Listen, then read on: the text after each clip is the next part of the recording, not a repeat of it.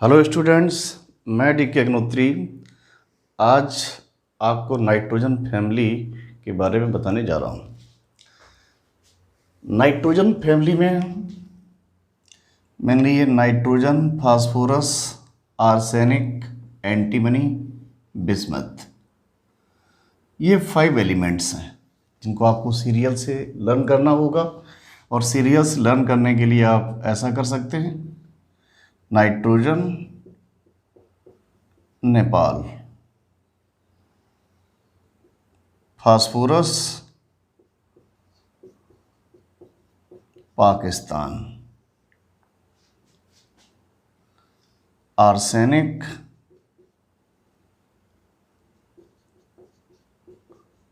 Australia, antimony सब, bismuth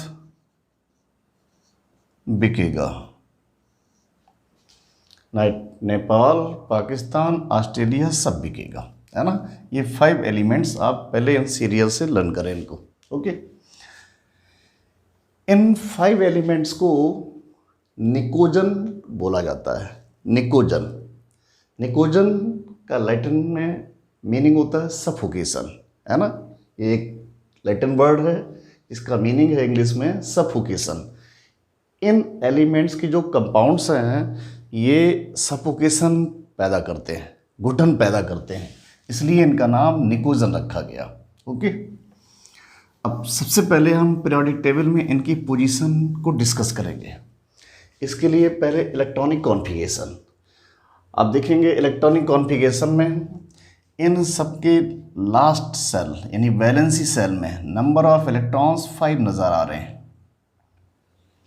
3 to 5, 3 to 5, 3 to 5, इधर भी 2, 3, 5, है ना। सभी के लास्ट में 5 इलेक्ट्रॉन्स हैं। तो यहाँ सबसे पहला क्वेश्चन उठता है कि इन एलिमेंट्स को पीरियोडिक टेबल में एक साथ क्यों रखा गया। तो उसकी वजह क्या है कि इन सबके वैलेंसी सेल में यानी अंतिम कक्षा में इलेक्ट्रॉनों की संख्या समान है, इसलिए इनकी प्रॉपर्टीज़ में सिमिलरिटी होगी। प्रॉपर्टीज़ में सिमिलरिटी होगी तो फिर एक साथ रखा जाना चाहिए, क्योंकि सेम प्रॉपर्टी के एलिमेंट्स एक साथ होते हैं। सेकंड, कहाँ रखा जाना चाहिए। अब देखिए, इनका लास्ट इलेक्ट्रॉनिक कॉन्फ़िगरेशन NH2NP3 है, लास्ट इलेक्ट्रॉनिक कॉन्फ़िगरेशन। इसलिए लास्ट इलेक्ट्रॉन कहाँ गया, P सब सेल में, तो इनका ब्लॉक हो गया P। लास्ट सेल में टोटल नंबर ऑफ इलेक्ट्रॉन कितना है, 5, तो इनका ग्रुप हो गया है 5th। लास्ट इलेक्ट्रॉन P सब सेल में गया तो इनका सब ग्रुप हो गया है A, है ना। इट मीन्स इनको P ब्लॉक के 5th A ग्रुप में रखा गया है, 5th A और 15। ओके, तो इलेक्ट्रॉनिक कॉन्फ़िगरेशन से इनकी पीरियोडिक टेबल में पोजीशन कंफर्म हुई, जिसमें हमें 2 पॉइंट जानने थे। फर्स्ट, इन एलिमेंट्स को एक साथ क्यों रखा गया है, क्योंकि इनके वैलेंसी सेल में नंबर ऑफ इलेक्ट्रॉन्स इक्वल हैं, और अगर अंतिम कक्षा में इलेक्ट्रॉनों की संख्या समान है तो प्रॉपर्टीज़ में सिमिलरिटी होगी और सेम प्रॉपर्टी के एलिमेंट्स को एक साथ रखा जाएगा। सेकंड, कहाँ रखा गया, यहाँ से कंफर्म हो जाएगा। इनका लास्ट इलेक्ट्रॉनिक कॉन्फ़िगरेशन NH2NP3 है। लास्ट इलेक्ट्रॉन P सब सेल में आया, ब्लॉक P, ग्रुप 5 और सब ग्रुप A।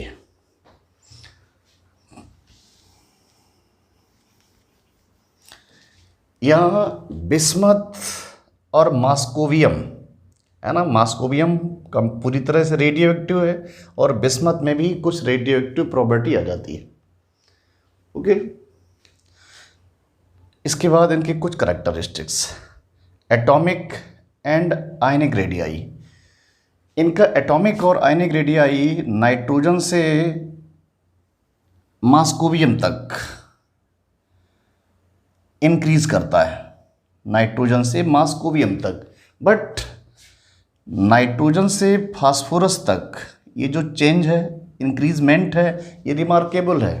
बट बचे हुए सारे एलिमेंट आर्सेनिक, एंटीमनी, बिस्मथ और मास्कोवियम, इनके एटॉमिक रेडियस में इंक्रीजमेंट तो होता है बट वो बहुत कम होता है, बहुत ही कम, क्योंकि इनका जो पेनिट्रेटिंग इलेक्ट्रॉन है, डिफरेंशिएटिंग इलेक्ट्रॉन है, वो कहाँ पर एंटर करता है, डी और एफ सबसेल में, और इनके डी और F subshell completely fully filled होते हैं, पूरे भरे होते हैं, है ना।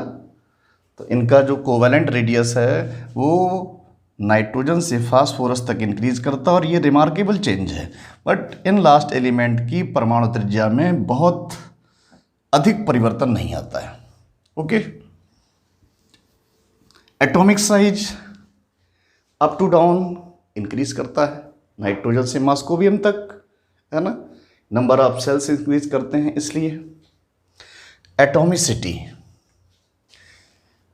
यहाँ नाइट्रोजन डायटॉमिक एलिमेंट है, बिस्मथ भी डायटॉमिक है, फास्फोरस टेट्राएटॉमिक, आर्सेनिक टेट्राएटॉमिक, एंटीमनी टेट्राएटॉमिक। तो एटॉमिसिटी मीन्स परमाणुकता।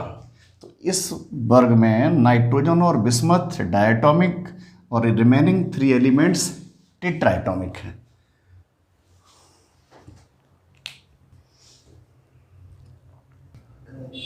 नेक्स्ट पॉइंट आता है फिजिकल स्टेट। इस ग्रुप में नाइट्रोजन गैस,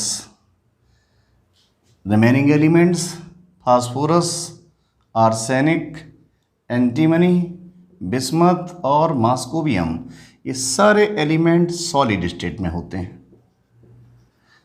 गैस से सॉलिड डायरेक्टली, क्यों ऐसा हुआ? देखिए, नाइट्रोजन क्यों गैस है और ये क्यों सॉलिड है, तो उसकी वजह क्या आती है। नाइट्रोजन डायटॉमिक, फास्फोरस टेट्राएटॉमिक, आर्सेनिक भी टेट्रा, ये सभी टेट्राएटॉमिक है ना, ये डायटॉमिक।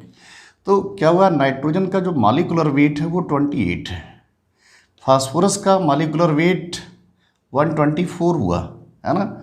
तो नाइट्रोजन से फास्फोरस की तरफ जब आते हैं तो मॉलिक्यूलर वेट बहुत तेज़ी के साथ इंक्रीज होता है।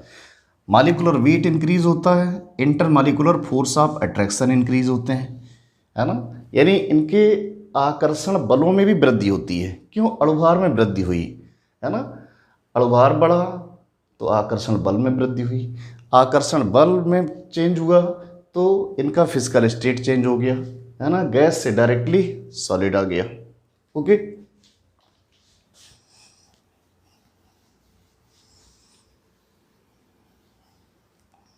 नेक्स्ट प्रॉपर्टी है इनका धात्विक गुण,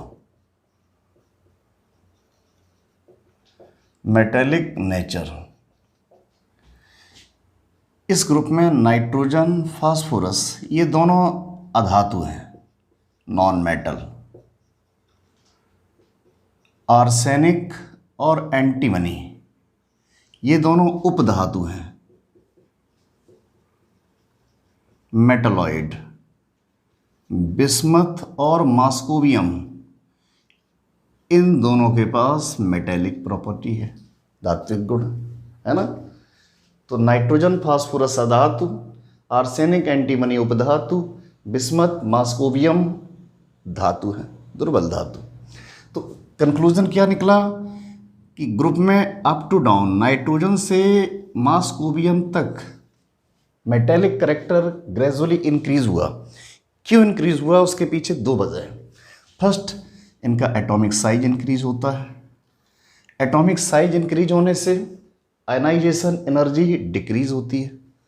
आयनाइजेशन एनर्जी, जिसको पोटेंशियल भी कह देते हैं, आयनाइजेशन पोटेंशियल डिक्रीज होता है, जिससे कैटायन फॉर्मिंग नेचर इंक्रीज होता है। इट मीन्स नाइट्रोजन से मॉस्कोवियम तक कैटायन बनाने की टेंडेंसी बढ़ती जाती है, धनायन बनाने की प्रवृत्ति बढ़ती जाती है, जिससे इनका धात्विक गुण भी बढ़ता जाता है ना। और ये अप्रॉक्स हर किसी ग्रुप में ऐसा होता है, किसी भी ग्रुप में अप टू डाउन धात्विक गुण बढ़ता है।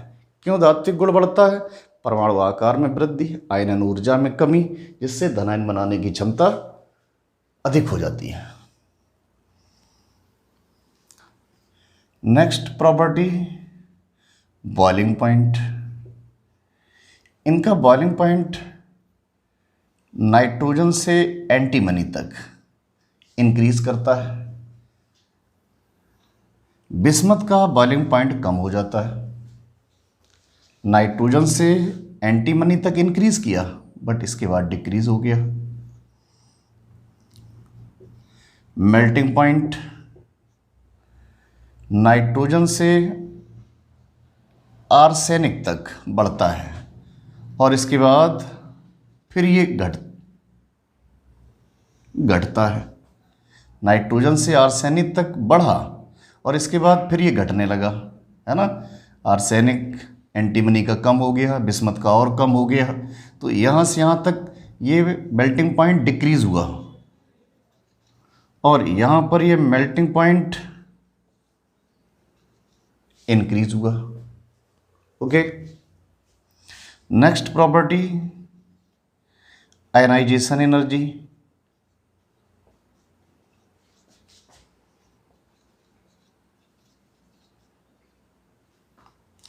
आयनन ऊर्जा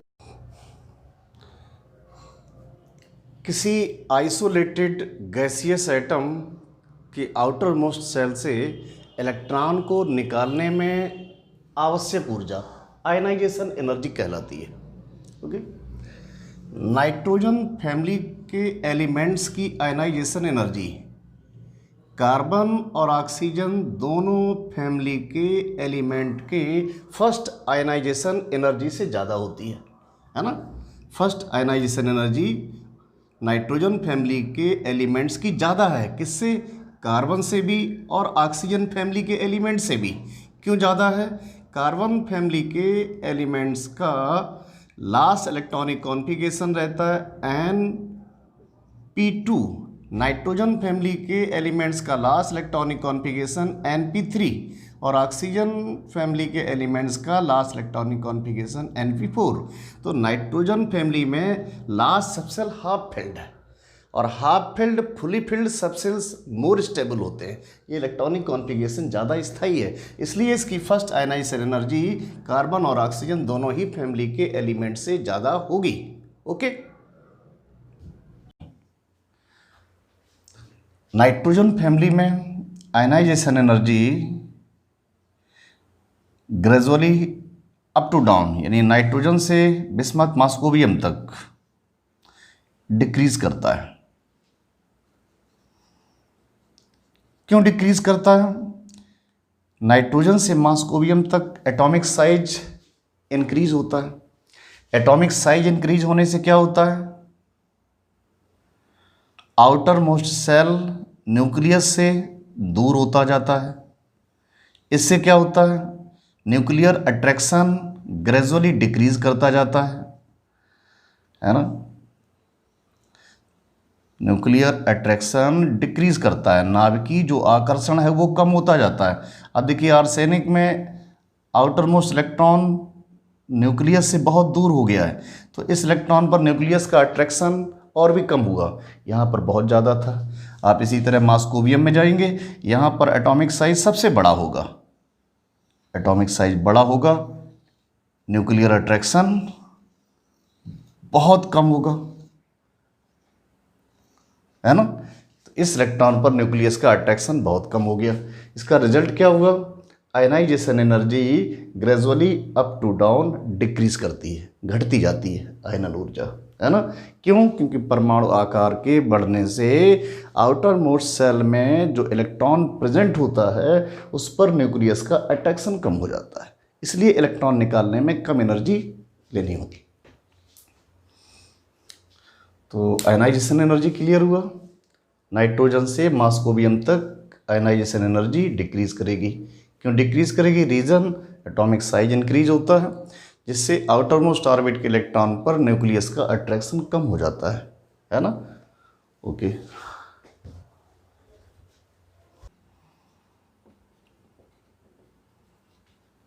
नेक्स्ट प्रॉपर्टी है इलेक्ट्रोनेगेटिविटी। इस ग्रुप में नाइट्रोजन मोस्ट इलेक्ट्रोनेगेटिव एलिमेंट है, इसका ऋणात्मक गुण सबसे ज़्यादा है और इसके बाद फिर ये डिक्रीज करता है, फिर ये ग्रेजुअली डिक्रीज करता है मॉस्कोवियम तक। यहाँ पर हाईएस्ट वैल्यू, इसके बाद घटता चला जाता है ना। क्यों घटता जाता है? एटॉमिक साइज इंक्रीज करता है, एटॉमिक साइज इंक्रीज करने से इलेक्ट्रोनेगेटिविटी डिक्रीज होती है। Nitrogen most electronegative element of this group. Okay.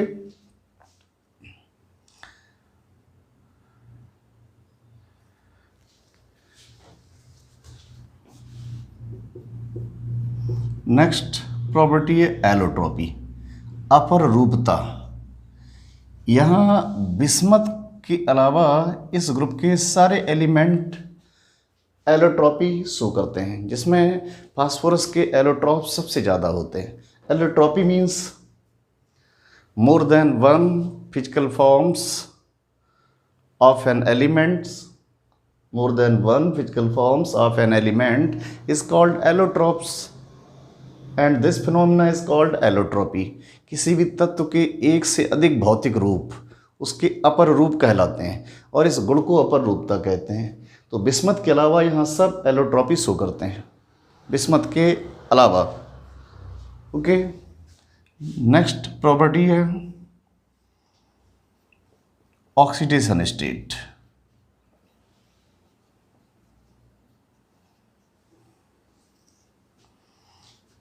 Nitrogen और फास्फोरस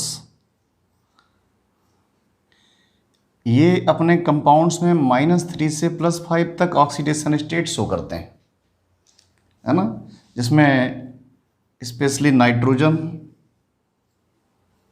ये -3 +1 +2 +3 +4 +5, है ना, -1/3, ये सारे ऑक्सीडेशन स्टेट शो करती है। फास्फोरस अपने कंपाउंड्स में -3 +3 +1 +4 +5 ऑक्सीडेशन स्टेट शो करता है। आर्सेनिक और एंटीमनी ये -3 +3 +5 ऑक्सीडेशन स्टेट शो करते हैं। बिस्मथ ये मेनली +3, है ना, -3 इसका रेयर है और +5 इसका अनस्टेबल है ऑक्सीडेशन स्टेट। ये इस ग्रुप के एलिमेंट्स ऑक्सीडेशन स्टेट शो करते हैं। ओके।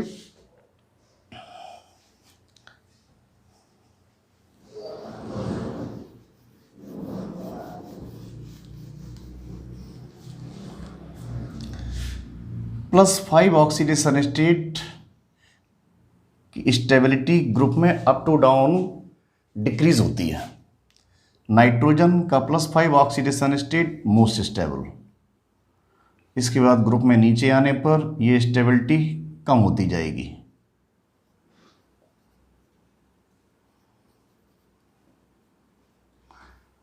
+5 और +3 में स्टेबिलिटी ग्रुप में अप टू डाउन जाने पर इंक्रीज करती है।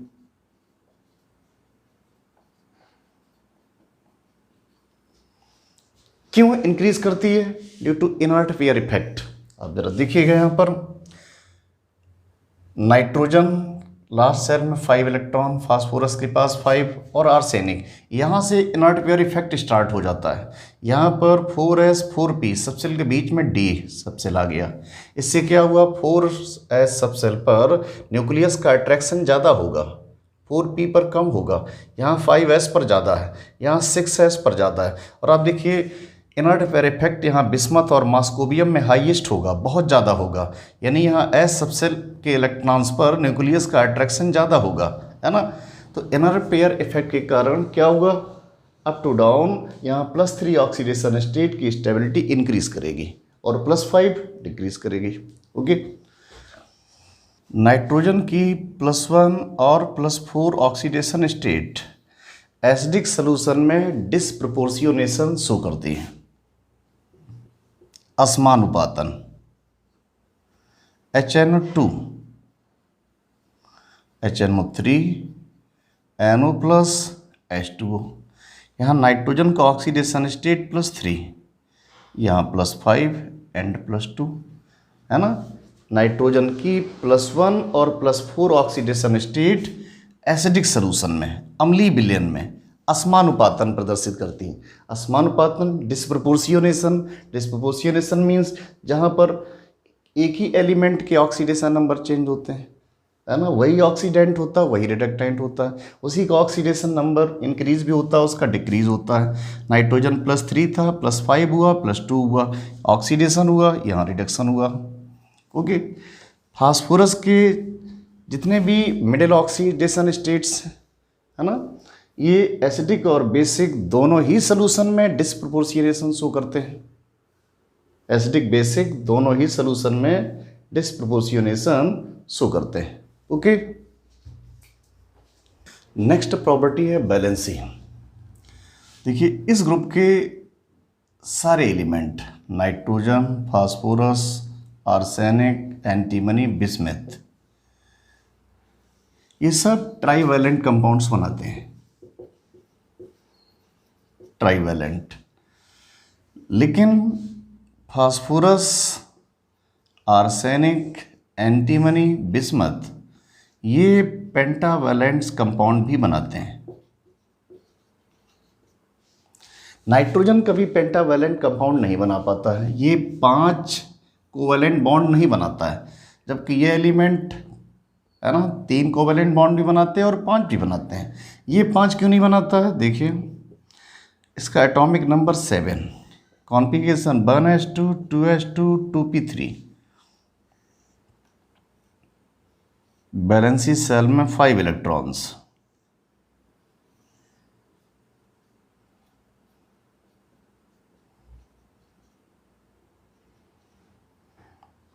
नाइट्रोजन के बैलेंसी सेल में वैकेंट डी सबसेल नहीं है, और वैकेंट डी सबसेल ना होने के कारण ये अपने ऑक्टेट का एक्सपेंशन नहीं कर पाता, है ना, अपने अष्टक का विस्तार नहीं कर पाता। इसलिए ये 3 कोवैलेंट बॉन्ड्स और 4th कोऑर्डिनेट बॉन्ड बना लेता है, यानी मैक्सिमम बैलेंसी इसकी 4 होती है। ओके, 4। इसी जगह पर other elements, for example phosphorus 1s2 2s2 2p6 3s2 3p3 3d0, यहाँ आप देखिए डी सबसे लिखा जा सकता है।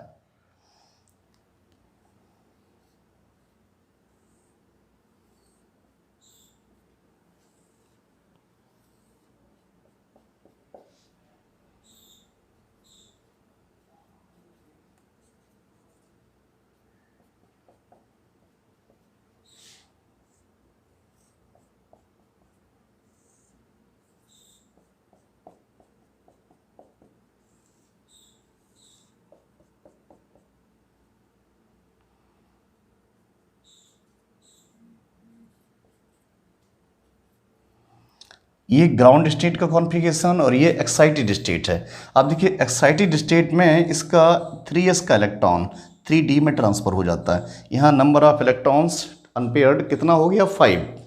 जबकि नाइट्रोजन के पास मैक्सिमम अनपेयर्ड इलेक्ट्रॉन कितने होते हैं? 3, है ना। तो नाइट्रोजन के पास अनपेयर्ड इलेक्ट्रॉन 3, फास्फोरस के पास 5, या आर्सेनिक के पास भी 5 हो जाते हैं, एंटीमनी और बिस्मथ में भी हो जाते हैं।